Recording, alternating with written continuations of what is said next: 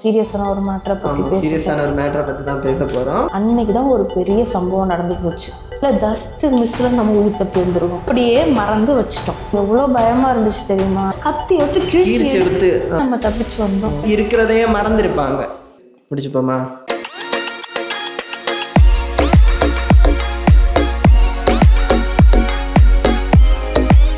Welcome to today vlogs. இன்னைக்கு எதை பற்றி பேச போகிறோம்? இன்னைக்கு நம்ம எப்பயும் போல ஜாலியாக இல்லாமல் ஒரு சீரியஸான மேட்டரை பற்றி தான் இன்னைக்கு பேச போகிறோம். டுடே அப்படியா? என்ன வாய்ஸ் எல்லாம் சேஞ்ச் ஆயிருக்கு? பனியில் போயிட்டு வந்ததுக்கு நல்லா சளி பிடிச்சிது. அதாவது இப்போ உள்ள வர சளியெல்லாம் உடனே போக மாட்டேங்குது.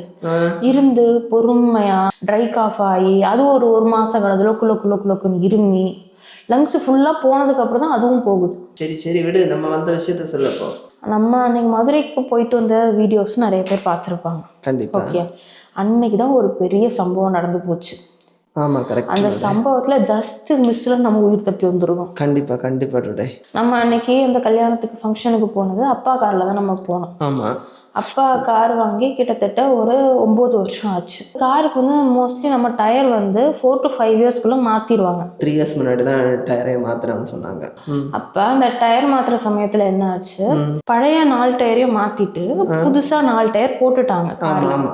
ஓகே, எக்ஸ்ட்ராவா ஸ்பேர் டயர் ஒன்று கார்ல வைப்பாங்க தெரியுமா? ஆமா, ஸ்டெப்னி டயர். ஆமா, அதுக்கு என்ன பண்ணாங்கன்னா ஆல்ரெடி பழைய டயர் போட்டிருந்த டயர்லயே நல்லதா ஒன்று இருந்துச்சு. ஓகே, எதுவுமே வீணாகாம டயர்ல கரெக்டா அந்த மேல லேயர்லாம் தேயாம நல்லா இருந்துச்சு. ஓகே, அப்ப சரி நம்ம ஸ்டெப்னி தானே, ஸ்பேர் தானே, நம்ம யூஸ் பண்ண போறதுல அந்த அளவுக்கு ஒன்று எடுத்து ஸ்டெப்னியா வச்சிருந்தாங்க. ஆமா.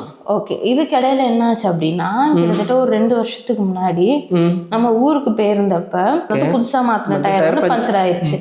அப்ப நம்ம என்ன பண்ணுவோம், ஸ்டெப்னி எடுத்து மாத்திட்டு அந்த டயருக்கு வந்து பஞ்சர் ஓட்ட போனோம் நம்ம. அப்ப நமக்கு வந்த ஒரு அண்ணன் தான் மாத்தி கொண்டு வந்து கொடுத்தாங்க நமக்கு.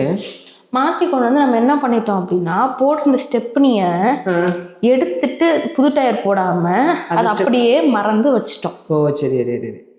அப்ப அதுல ஸ்டெப்னி தான் கிடக்கு அப்படிங்கிறதே மறந்தாச்சு. அப்ப கரெக்டா கார்ல 3 புது டயர் இருந்திருக்கு, ஒரே ஒரு டயர் மட்டும் பழைய டயர். ஓகே, ஸ்டெப்னி டயரை நார்மலா எதுக்கு வச்சிருப்பாங்க? மற்ற 4 டயர் நல்ல டயரா இருக்கும், எங்கேயாச்சும் பஞ்சர் ஆயிடுச்சுன்னா அதுக்கு தான் ஸ்டெப்னி டயர் வச்சுருப்பேன். கேள்விப்பட்டிருக்கேன், ஒரு 40 கிலோமீட்டர் தான் ஸ்டெப்னி டயர் வச்சு வண்டியை ஓட்டணும், அதுக்கு மேலே போகக்கூடாது அப்படின்னு எல்லாம் நான் கேள்விப்பட்டிருக்கேன். அப்போ லாங் ரன்ல அந்த டயர் யூஸ் பண்ணக்கூடாதுன்னு சொல்லுவாங்க. ஆமாம், அது என்ன ஆச்சுன்னு நீ சொல்லுடு. ஐயோ எவ்வளோ பயமாக இருந்துச்சு தெரியுமா? நம்ம வந்து அந்த டைமில் ஹைவேல வந்து விட்டுருந்தோம். ஹைவேல நம்ம நார்மலாக தெரியும், அந்த ரைட் சைடில் போகிறது வந்து ஹை ஸ்பீட் லேன். போயிட்டு இருந்தப்பே நமக்கு வந்து டங்குன்னு ஏதோ சத்தம் கேட்டுச்சு. எனக்கு கேட்டுச்சு, அதான் நான் சொன்னேன், மைன்யூட்டாக கேட்டுச்சு. நீ சொன்ன என்கிட்ட. நான் என்ன நினச்சேன்னா நம்ம டிக்கியில் தேங்காய் வச்சிருந்தோம், சரி போகிறதுல அந்த தேங்காய் தான் அடிக்கிற சத்தம் கேட்குது போல் இருக்கு அப்படின்னு சொல்லி நான் சொன்னேன். அதனால நம்ம என்ன இறங்கி பார்க்காம விட்டுட்டோம். அதை சொல்லி உடனே ஜஸ்ட் ஒரு 1 மினிட் தான் இருக்கும். 1 மினிட் ஆகல, அதுக்குள்ள 1 மினிட்குள்ளேயே இன்னும் பயங்கர டங்கு ஒரு சவுண்டு. நானே பயந்துட்டு என்ன பேக்ல இருந்து நிறைய வண்டி வந்துட்டு இருந்துச்சு. ஆமா, டக்குன்னு பயங்கர சவுண்டு. என்னடா மிரர்ல பேக்ல பார்க்குறான், பேக்லேருந்து வர வண்டியெல்லாம் அதில் ஏறி போயிட்டே இருக்குது. டக்குன்னு நம்ம வண்டியை ஸ்லோ பண்ணிவிட்டு இண்டிகேட்டர் போட்டு அப்படி பொறுமையாக சைடில் ஒதுக்கிட்டு இன்னொரு வண்டி வந்து நமக்கு முன்னாடி நின்றுச்சு. தெரியும்ல, அவர் வந்து என்னாச்சு, நீங்கள் சைடில் ஏதாச்சும் இடிச்சிட்டிங்களான்னு கேட்டு, இல்லையா நம்ம நேராக தான் போயிட்டு இருந்தோம். ஆமாம், அந்த சவுண்டு எப்படி இருந்துச்சுன்னா ஏதோ ஒரு 2 பாத்திரத்தை எடுத்து வேகமாக அடின்னு அடித்தா எப்படி இருக்கும். ஆமாம், பாத்திரங்கிறது கிட்டத்தட்ட நான் கம்மியான நாய்ஸ் சொல்கிறேன், பயங்கரமாக கேட்டுச்சு. பயங்கர சொல்கிறோம், ரொம்ப 2 ஹெவியான பாத்திரத்தை வச்சு அடித்தா எப்படி இருக்கும்.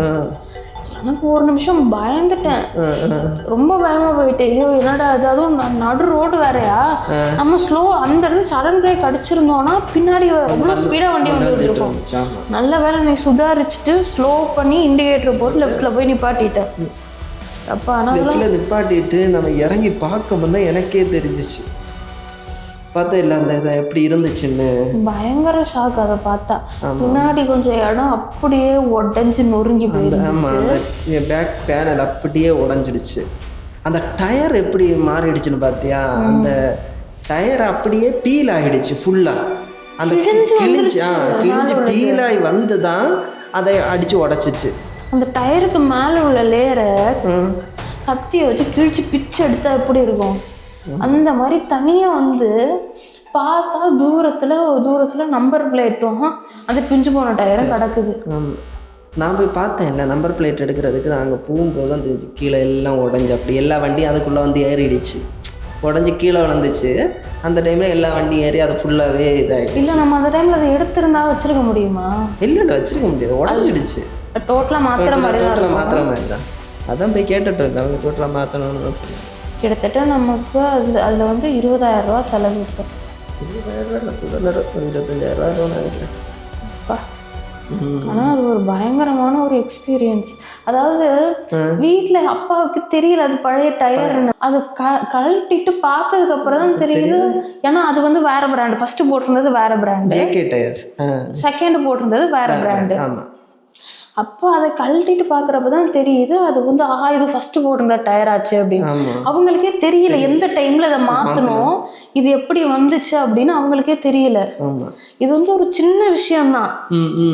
இப்போ ஒரே ஆள் எல்லாத்தையும் பார்த்துட்டு இருந்தாங்கன்னா ஓகே, ஒரு சின்ன ஒரு மிஸ்கம்யூனிகேஷன்னால இவ்வளவு பெரிய விஷயம் நடந்திருக்கு பாரு. இது யாருனாலையும் நம்ம தப்பு சொல்ல முடியாது இதுல. அது உண்மைதான், ஒரு சின்ன ஒரு மிஸ்கம்யூனிகேஷன். ஆனால் இன்னொன்று நம்ம அந்த சவுண்டு கேட்டும் போதே கொஞ்சம் ஸ்லோ பண்ணி பார்த்துருக்க வேண்டியது. நல்ல வேலை அந்த டைம்ல நம்ம ஃபங்க்ஷன்லேருந்து கிளம்புறப்ப கரெக்டாக நமக்கு முன்னாடி தான் சித்தப்பா போயிட்டு இருந்தாங்க. அதாவது பெரியம்மா நம்மளோட இருந்தாங்க, பெரியப்பா சித்தப்பா கூட போயிட்டு இருந்தாங்க. அதனால நமக்கு வசதியாக போயிடுச்சு. ஆனால் இதில் என்ன ஒரு விஷயம்னா, இப்போ எல்லாரும் சொல்லுவாங்கள்ல காரை வந்து நம்ம ஒரு லாங் ட்ராவல் போகிறோம்னா இடையில நிப்பாட்டி செக் பண்ணிட்டு போகணும் அப்படின்னு சொல்லுவாங்கள்ல. நம்ம ஒரு 5 மினிட்ஸ்க்கு முன்னாடி தான் இறங்கி டீ குடித்தோம். நம்ம டீ குடிச்சு எல்லா வேலையும் செக் பண்ணிட்டு தான் போனோம். நம்ம 5 மினிட்ஸ் கேப்ல நடந்துருச்சு.